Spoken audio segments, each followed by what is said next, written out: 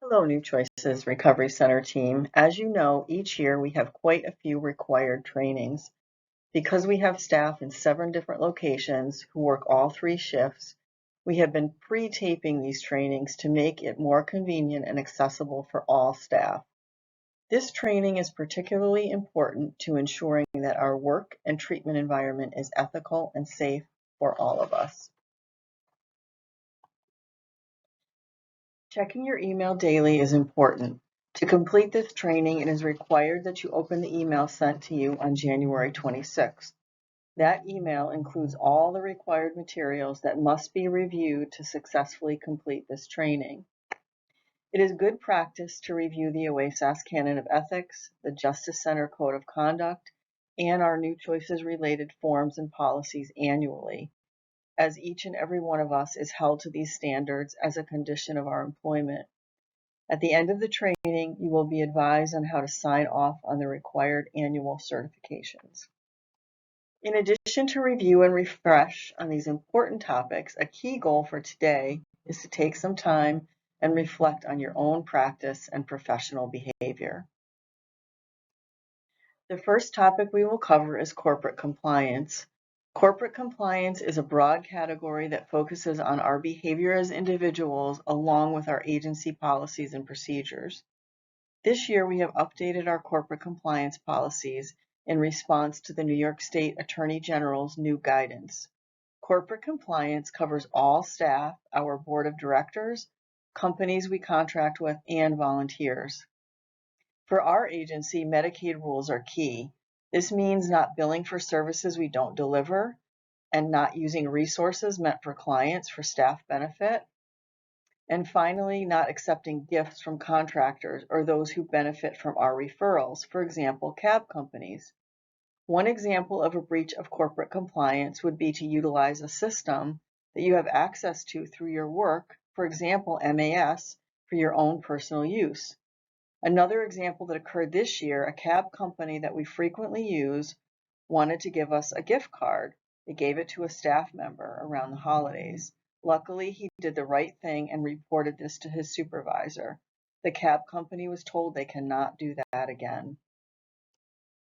One of your handouts is a more detailed overview of our corporate compliance policy. If you have questions or concerns, or are aware of actions that would be considered a breach of these requirements, you have a duty to report. You have various routes to this reporting as noted on the slide.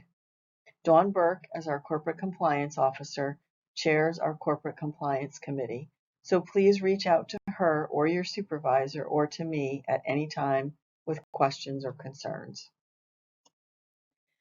Our next topic is confidentiality.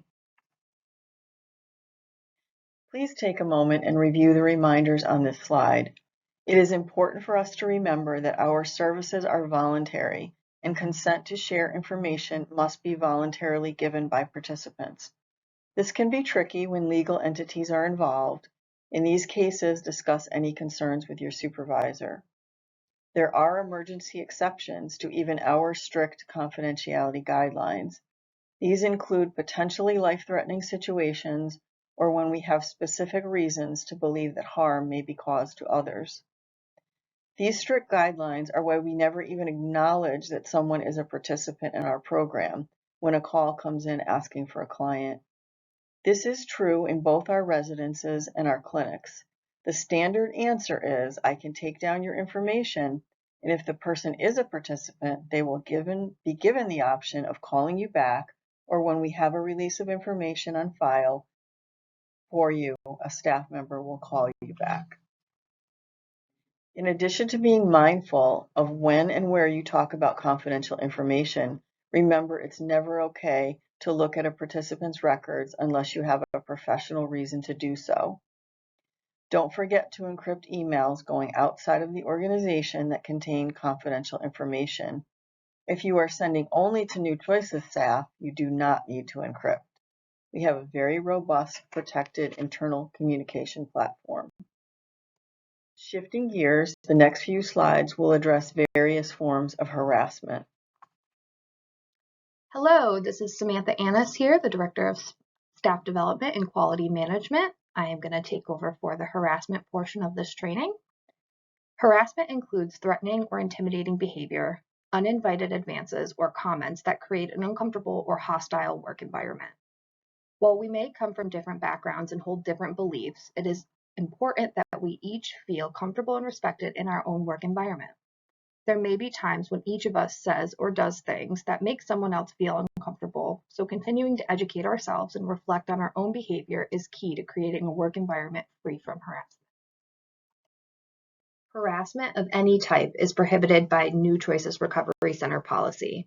There can be further legal implications for harassment that is directed towards members of legally protected groups. Sexual harassment is a specific type of harassment. Please take a moment to read the definition.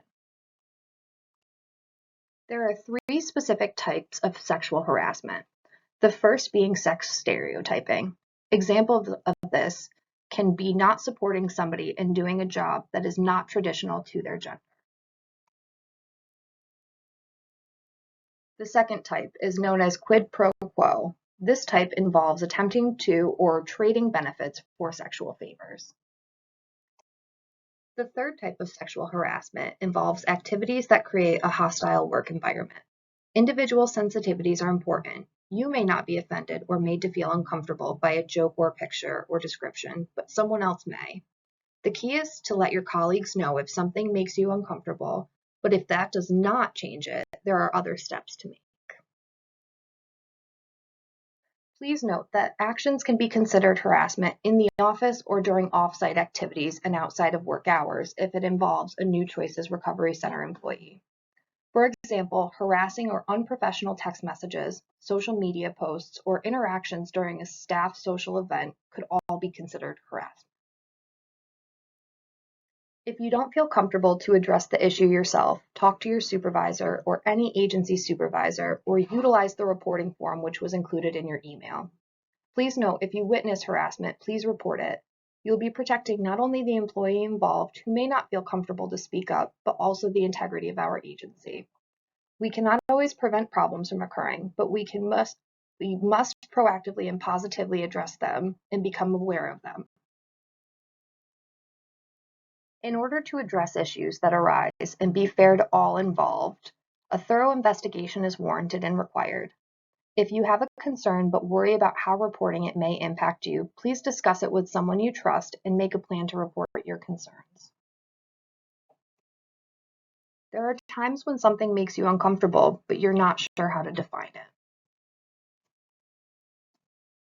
You may be experiencing or witnessing a bias-related incident. That is when someone makes a negative comment about a group of people or directs a bias-related statement to you. These things may be subtle or very direct. As always, you have the option of reporting a bias-related action or comment verbally, but we also have a form which allows you to report anonymously. We want to work in a positive climate. It is key that we don't just let these things go, but we address them and educate each other. Let's take a little time to reflect. Are you making decisions on a day-to-day basis that do no harm, that enforce clear professional boundaries? Do your part to ensure quality, effective participant care. Do you work to show respect for everyone always? Hi everybody, I'm back. No job is perfect, no work environment is ideal, the work we do is challenging. However, if we continue to work in the best interests of our participants and colleagues, this will ensure we work in a culture of respect, appreciation, and gratitude.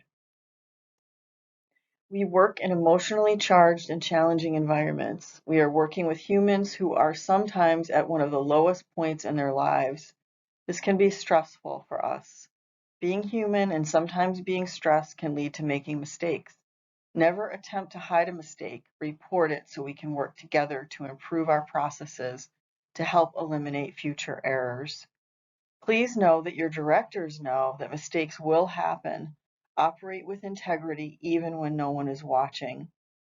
Recently, a serious mistake occurred. One of our staff mislabeled a UDS, which went to CPS. A participant could have suffered a serious consequence. He was fortunate and had a good CPS worker who questioned the result. Our staff investigated, discovered we must have made a mistake. We acknowledged it, corrected it, and apologized directly to the client, the CPS worker, and to the CPS director. This is operating with integrity even when it is not easy to do so. Supervision and self-care is key to your success. No one has all the answers, but together we make the best decisions.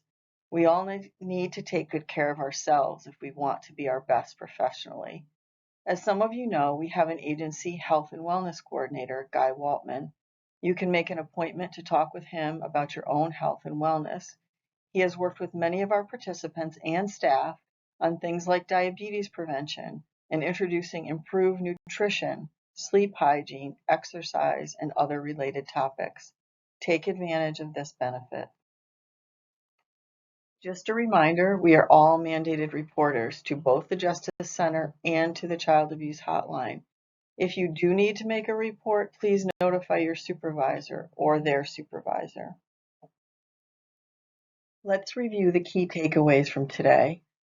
Recognize the influential position that you are in, no matter your role in the agency. Conduct yourself with integrity. Don't impose your values or beliefs, either on our participants or your coworkers. Do not engage in personal relationships with current or past clients. Do not accept gifts or services from a client or past client. Finally, remember to talk to your supervisor and take good care of yourself. Thank you all for your attention and for everything that you do every day. Please remember to go into Paychex and complete the 3 required attestations no later than Friday, February 5th.